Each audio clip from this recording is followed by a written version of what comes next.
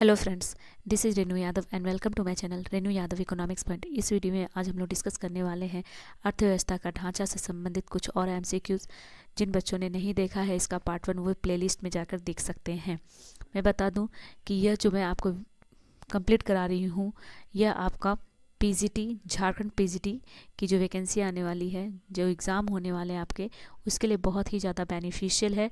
और हर टॉपिक से रिलेटेड मैं लगभग 50 क्वेश्चंस कराऊंगी जो बहुत ही ज़्यादा इंपॉर्टेंट क्वेश्चंस हैं। तो चलिए स्टार्ट करते हैं।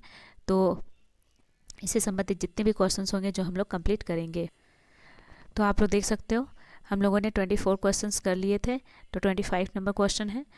अर्थव्यवस्था की केंद्रीय समस्या कौन सी है? अगर पूछा जाए कि अर्थव्यवस्था की केंद्रीय समस्या कौन सी है, तो देखिए, अगर केंद्रीय समस्या की बात करें तो क्या उत्पादन हो, कैसे उत्पादन हो, उत्पादित वस्तु का वितरण कैसे हो, इनमें से सभी, ये चारों ऑप्शन जो हैं आपको देखने कौन से सही होंगे। देखिए, क्वेश्चंस में ऑप्शंस बहुत ही ज़्यादा घुमा के पूछे जाते हैं, तो थ्योरली किताब को पढ़ना बहुत ज़रूरी हो जाता है।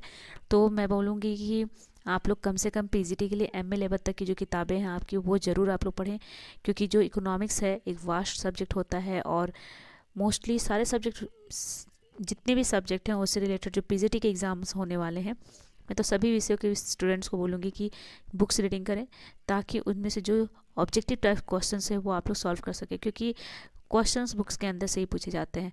और मोस्टली एनसीईआरटी की जो पुस्तकें हैं वो 12th क्लास तक उसको जरूर रीडिंग करें। तो इसका जो आंसर होगा मैं बता दूं, इसका आंसर होगा option number D. Option number, तो इसका आंसर है ऑप्शन नंबर डी। चलिए आगे बढ़ते हैं। क्वेश्चन नंबर 26, व्यष्टि अर्थशास्त्र अध्ययन है। व्यष्टि अर्थशास्त्र अध्ययन है, किसका अध्ययन है? राष्ट्रीय आय का, राष्ट्रीय उत्पादन का, एक विशिष्ट फॉर्म का, या इनमें से सभी। अगर हम लोग व्यष्टि अर्थशास्त्र की बात करें तो इसमें एक विशिष्ट फॉर्म का ही अध्ययन किया जाता है, तो इसका आंसर होगा ऑप्शन नंबर सी। ठीक है, ऑप्शन नंबर सी याद रखिएगा। चलिए नेक्स्ट क्वेश्चन में आते हैं। क्वेश्चन नंबर 27 नंबर क्वेश्चन, वह तालिका जिसमें उत्पादक द्वारा विभिन्न कीमतों पर बेची गई मात्राओं को दर्शाया जाता है उसे क्या कहते हैं?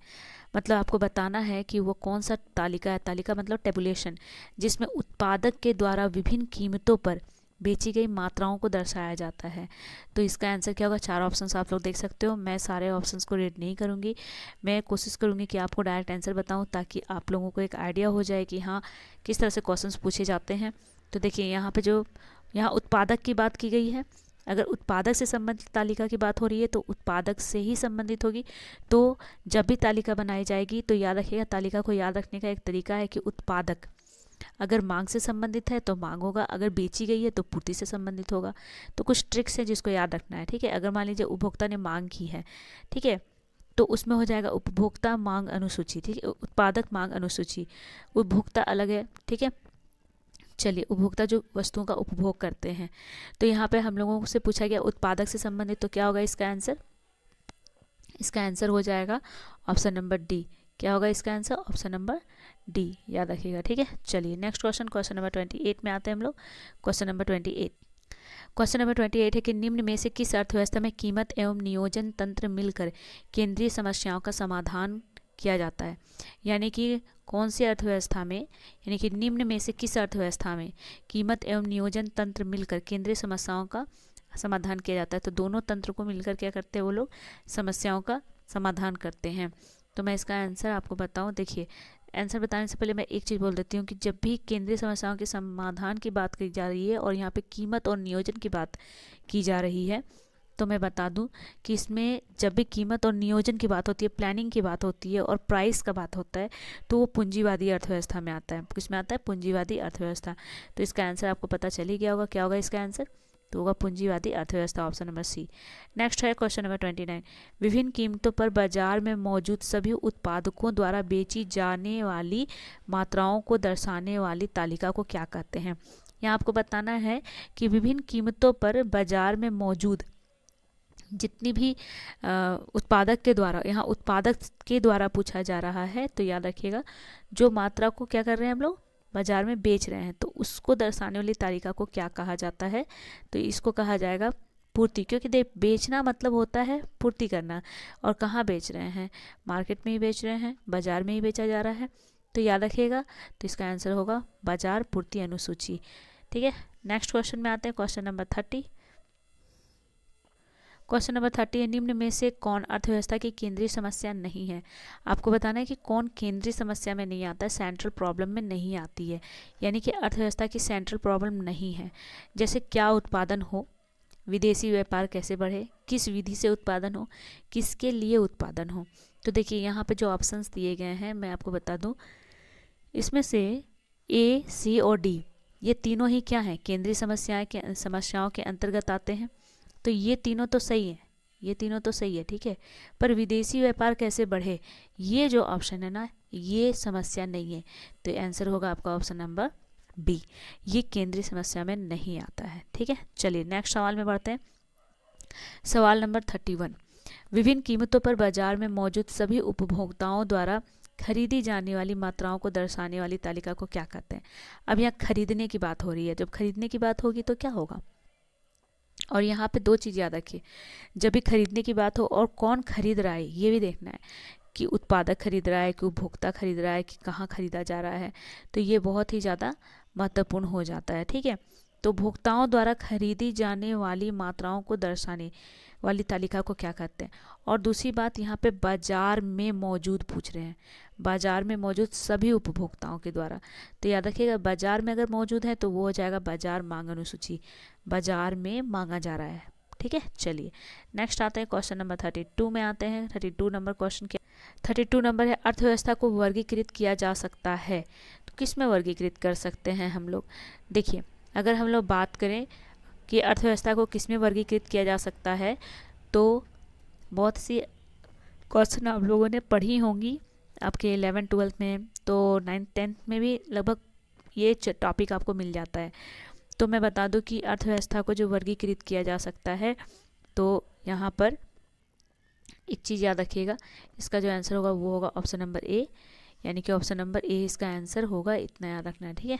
तो ये हो गया आपका ऑप्शन नंबर ए, पूंजीवादी या बाजार अर्थव्यवस्था के रूप में इन्हें बांटा जा सकता है, ठीक है। चलिए आगे सवाल में पढ़ते हैं। क्वेश्चन नंबर 33 में आते हैं हम लोग।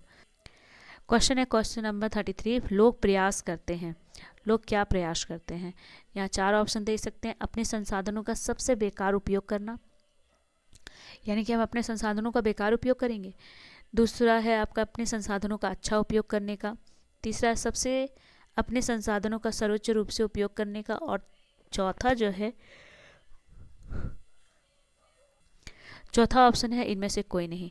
अगर हम लोग बात करें तो यहाँ पे अपने संसाधनों का सर्वोच्च रूप से प्रयोग करने का, जब भी अगर बात की जाए कि संसाधनों का प्रयोग हम लोग कैसे कर सकते हैं, या लोग क्या करना चाहते हैं या क्या प्रयास करते हैं, तो वो अपने संसाधनों का सही तरीके से प्रयोग करना चाहते हैं और उत्तम तरीके से प्रयोग करना चाहते हैं, ठीक है। तो ये हो गया 34 नंबर। अब हम लोग आगे बढ़ते हैं क्वेश्चन नंबर 34 में। क्वेश्चन नंबर 34 है कि ये उपभोग के वक्त विभिन्न वस्तुओं का चयन करते वक्त, उपभोग के वक्त विभिन्न वस्तुओं का चयन करते वक्त एक उपभोक्ता विवेकशील होता है, आपको जानना है, ठीक है। तो याद रखिए कि एक उपभोक्ता कैसे विवेकशील होता है, तो ये मैं बताती हूँ। इसका जो होगा, देखिए जब भी कोई बहुत सारी वस्तुएं हैं और उसमें से आपको चयन करना होता है, तो ये बहुत ज़रूरी होता है कि उपभोक्ता किस तरह से उसको चयन करता है। तो अब उपभोक्ता का जो चयन होगा वो उसके रुचि अभिरुचियों के अनुसार होगा, ठीक है, याद रखिएगा, ठीक है। तो वो कैसे करेगा, तो हमेशा याद रखिए कि जब भी बात करेंगे रुचि अभिरुचि की, तो वो हमेशा जब वो रुचि और अभिरुचियों के अनुरूप वो चयन करता है, ठीक है। चलिए आगे बढ़ते हैं। आगे क्वेश्चन नंबर देखते हैं क्या है। क्वेश्चन नंबर 35, किसने कहा अर्थव्यवस्था के सभी वास्तविक विज्ञान होता है और कभी आदर्श विज्ञान, यानी कि अर्थव्यवस्था कभी वास्तविक विज्ञान होता है और कभी आदर्श विज्ञान होता है। तो ये बात किसने कही है, ये आपको बताना है। क्या होगा इसका आंसर, इसका आंसर होगा किन्स ने।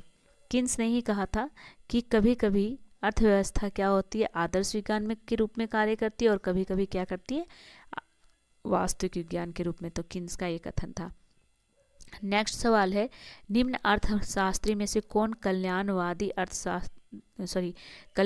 विचारधारा के समर्थक नहीं है, ठीक है। कौन मतलब अर्थशास्त्री नहीं है बताना है, ठीक है नहीं है। यहाँ पे ऑप्शन में देखिए क्वेश्चन को ध्यान से पढ़िए। कभी कभी क्या होता है ना, हम लोग कंफ्यूज हो जाते हैं कि है कि नहीं है। तो इसका जो आंसर होगा सी नंबर जो ऑप्शन है ना, पीयू, ये कल्याणवादी विचारधारा में नहीं आते हैं। ठीक है, सी नंबर। 37 नंबर, अर्थशास्त्र से ही संबंधित है। व्यष्टि अर्थशास्त्र में सम्मिलित होती है, व्यष्टि अर्थशास्त्र में सम्मिलित होती है, तो क्या सम्मिलित होती है? अगर बात करें व्यष्टि अर्थशास्त्र की, तो इसका जो आंसर होगा, मैं बता दूं, व्यष्टि अर्थशास्त्र से संबंधित जो सवाल है उसका आंसर होगा आपका ऑप्शन नंबर डी। ठीक है, ये व्यष्टि अर्थशास्त्र के अंतर्गत आता है। चलिए नेक्स्ट क्वेश्चन में बढ़ते हैं। Question number 38। क्वेश्चन नंबर 38 क्या है? क्वेश्चन नंबर 38 है, उपभोक्ता व्यवहार का अध्ययन किया जाता है। उपभोक्ता व्यवहार का अध्ययन हम लोग किस में करते हैं वो आपको बताना है। जब भी कभी उपभोक्ता की बात की जाती है, यानी कि कंज्यूमर के बिहेवियर की बात की जाए, तो याद रखिएगा वो माइक्रो इकोनॉमिक्स के अंतर्गत इसका अध्ययन किया जाता है, जिसे हम लोग हिंदी में सूक्ष्म अर्थशास्त्र कहते हैं। माइक्रो इकोनॉमिक्स में हम लोग छोटी छोटी बातों का अध्ययन करते हैं। तो क्या होगा इसका आंसर? तो इसका आंसर हो जाएगा सूक्ष्म अर्थशास्त्र। ठीक है, चलिए आगे है 39 नंबर, व्यष्टि अर्थशास्त्र का वैकल्पिक नाम क्या है? आपको बताना है व्यष्टि अर्थशास्त्र का वैकल्पिक नाम क्या है। अगर हम लोग बात करें, अल्टरनेटिव नेम बताना है आपको, तो इसका जो आंसर होगा वो होगा ऑप्शन नंबर सी, कीमत सिद्धांत। ठीक है, चलिए नेक्स्ट 40 नंबर क्वेश्चन में हम लोग पहुंचते हैं कि क्या है 40 नंबर 1। 40 नंबर क्वेश्चन है, व्यष्टि अर्थशास्त्र की शाखाएं कौन सी हैं? अगर हम लोग व्यष्टि अर्थशास्त्र की शाखा की बात करें कि माइक्रो इकोनॉमिक्स के कितने ब्रांचेस हैं, तो इसमें हो सकता है वस्तु कीमत निर्धारण, एक सही है, ये तो होता ही है। साधन कीमत निर्धारण, ये भी सही है। और तीसरा है आर्थिक कल्याण, ये भी व्यष्टि अर्थशास्त्र के अंतर्गत आता है। तो आंसर होगा उपयुक्त सभी।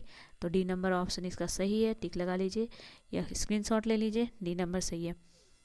और प्लीज़ अगर आप लोगों को ये वीडियो पसंद आता है तो प्लीज़ आप लोग कमेंट करें, मेरे वीडियो को लाइक भी करें और बेल आइकन बटन को दबा लें ताकि आपको नोटिफिकेशन मिल जाए।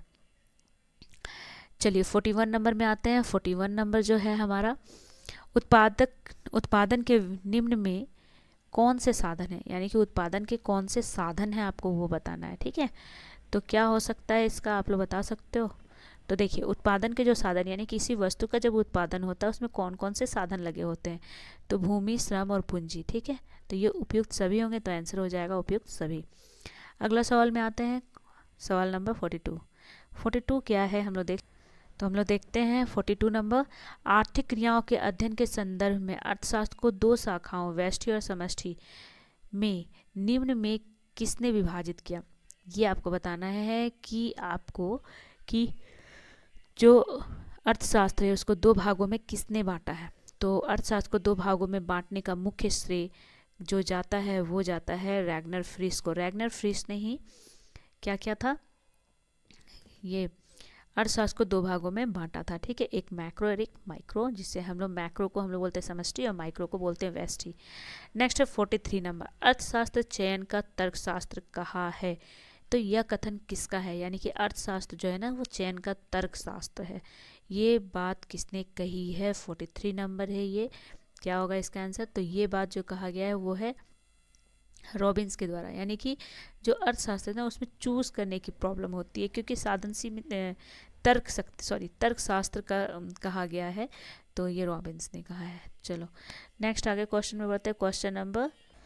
नेक्स्ट क्वेश्चन है क्वेश्चन नंबर 44, अर्थशास्त्र के जनक कौन थे? तो अर्थशास्त्र के जो जनक माने जाते हैं, 44 नंबर क्या होगा इसका आंसर? तो अर्थशास्त्र के जो जनक कहे जाते हैं वो हैं आपके एडम स्मिथ। ठीक है, नेक्स्ट क्वेश्चन है क्वेश्चन नंबर 45, अर्थशास्त्र की कल्याण संबंधी परिभाषा के जन्मदाता कौन थे?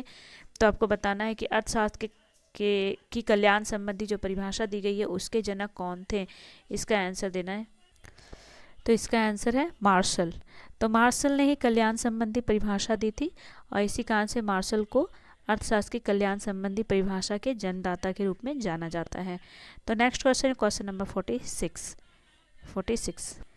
अगला सवाल है 46 नंबर, किसके अनुसार अर्थशास्त्र मानव कल्याण का विज्ञान है? किसके अनुसार? तो इसका जो आंसर होगा ये है अल्फ्रेड मार्शल। तो अल्फ्रेड मार्शल को ही हम लोग कहते हैं कि उन्होंने अर्थशास्त्र को मानव कल्याण का विज्ञान कहा है। तो ये हो जाएगा ए मार्शल। नेक्स्ट 47 नंबर, व्यष्टि अर्थशास्त्र में निम्न में से किसका अध्ययन किया जाता है? अगर बात करें कि व्यष्टि अर्थशास्त्र में निम्न में से किसका अध्ययन किया जाता है, तो देखिए व्यक्तिगत परिवार का या फिर व्यक्तिगत फर्म का, व्यक्तिगत उद्योग का, इनमें से सभी। तो इसका जो आंसर है मैं आपको बताऊं, इनमें से सभी, क्योंकि व्यष्टि अर्थशास्त्र में क्या होता है ना कि हम लोग व्यक्तिगत इकाइयों का अध्ययन करते हैं। किसका अध्ययन करते हैं? व्यक्तिगत इकाइयों का, यानी कि माइक्रो इकोनॉमिक्स में छोटे छोटे फार्मों का, परिवारों का, व्यक्ति छोटे छोटे उद्योगों का अध्ययन किया जाता है, यानी कि सामूहिक रूप से नहीं बल्कि छोटे स्तर पर किया जाता है इन छोटी छोटी इकाइयों का, उसे हम लोग व्यष्टि अर्थशास्त्र कहते हैं। तो इनमें से सभी हो गया आंसर इसका, ठीक है। नेक्स्ट है आपका 48, अंग्रेजी का शब्द मैक्रो ग्रीक भाषा मैक्रोज से लिया गया है। तो जो मैक्रोज लिया गया उसका क्या अर्थ है? उसका क्या अर्थ है? तो मैं अगर बताऊं इसका जो अर्थ है, इसके 4 ऑप्शंस हैं, आपको पता ही है। मैक्रो के बारे में पूछ रहा है, माइक्रो नहीं, ठीक है। तो कई बच्चे मैक्रो माइक्रो में कंफ्यूज होते हैं। मैक्रो मतलब बड़ा, क्या होता है? बड़ा। तो देखिए अगर हम लोग बात करें क्या होगा इसका आंसर, तो इसका आंसर होगा व्यापक। क्या होगा? व्यापक। ऑप्शन नंबर बी इसका आंसर। नेक्स्ट क्वेश्चन में आते हैं, क्वेश्चन नंबर 49, किस अर्थव्यवस्था में कीमत यंत्र के आधार पर निर्णय लिए जाते हैं? अगर बात करें कि किस अर्थव्यवस्था में कीमत यंत्र के आधार पर निर्णय लिए जाते हैं, तो देखिए अगर हमेशा प्राइस की बात आती है कि कहाँ पे प्राइस मैकेनिज्म काम करता है, तो वो पूंजीवादी अर्थव्यवस्था होती है। बस इतना सा ट्रिक से याद रखिएगा, ठीक है। जब भी प्राइस से कहीं नियंत्रण की बात हो, कहीं योजना की बात हो, तो वो हमेशा याद रखिएगा कि वो किस में होगा आपका, वो पूंजीवादी अर्थव्यवस्था के अंतर्गत आता है। तो इसका आंसर होगा पूंजीवादी अर्थव्यवस्था। नेक्स्ट है 50 नंबर, समष्टि अर्थशास्त्र के अंतर्गत निम्न में किसका अध्ययन किया जाता है? समष्टि अर्थशास्त्र के अंतर्गत किसका अध्ययन किया जाता है? तो मैं बता दूं कि राष्ट्रीय आय, देखिए ऑप्शंस में बताती हूँ, राष्ट्रीय आय, नेशनल इनकम, पूर्ण रोजगार, फुल एम्प्लॉयमेंट, तीसरा है कुल उत्पादन, टोटल प्रोडक्शन, और डी नंबर है उपयुक्त सभी। तो किसका अध्ययन किया जाता है? तो मैं बता दूं कि समष्टि अर्थशास्त्र के अंतर्गत हम लोग अग्रीगेट यानी कि सामूहिक रूप से हर इकाई का अध्ययन करते हैं, सामूहिक रूप से, ठीक है। तो ये हो जाएगा उपयुक्त सभी।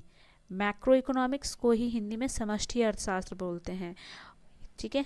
नेक्स्ट और लास्ट नंबर है आपका 51।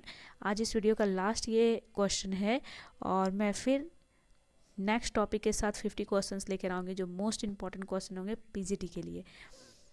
51 है, आर्थिक समस्या मूलतः किस तथ्य की समस्या है? आर्थिक समस्या मूलतः किस तथ्य की समस्या है? तो मैं आपको बता दूं, आर्थिक समस्या जो होता है, इकोनॉमिक प्रॉब्लम जो होता है, जो क्यों शुरू होता है, तो इसका एक ही आंसर है कि हमारी जो इच्छाएं हैं, हमारे जो साधन हैं, बहुत ही ज़्यादा क्या हैं, इच्छाएं अधिक हैं और साधन सीमित हैं। तो इन दोनों के बीच हम लोगों को चुनाव करना पड़ता है, यानी कि आपको सेलेक्ट करना होता है, चूज़ करना पड़ता है। इसी कारण से चुनाव की समस्या उत्पन्न होती है। तो इसका जो आंसर होगा ऑप्शन नंबर 1। तो फ्रेंड्स हम लोगों ने टोटल 51 क्वेश्चन इस वीडियो में देख लिया है, जो आपको बहुत ही बेनिफिशियल होगा आपके Jharkhand PGT, TGT, PRT section के लिए, जेटीईटी के लिए भी बहुत इंपॉर्टेंट है। देखिए एक ये स्पेशली ये तो वीडियो आपके पीजीटी के लिए इंपॉर्टेंट है, पर टीजीटी लेवल में भी आपको ग्रेजुएशन लेवल तक के पढ़ने ही है, तो इसके लिए भी इंपॉर्टेंट है जो इकोनॉमिक्स के स्टूडेंट्स हैं। तो आई होप ये वीडियो आप लोगों को पसंद आएगा। अगर पसंद आता है तो प्लीज़ मेरे चैनल को सब्सक्राइब करें, मेरे वीडियो को लाइक करें, साथ ही साथ शेयर करें और बेल आइकन बटन दबाना ना भूलें, ताकि आपको नोटिफिकेशन मिल जाए। इसलिए बेल आइकन बटन दबाना बहुत इंपॉर्टेंट है। चलिए तो आज के लिए इतना ही। अपना ख्याल रखें, अपने फैमिली का ख्याल रखें और अच्छे से रहें। Bye and take care. जय हिंद।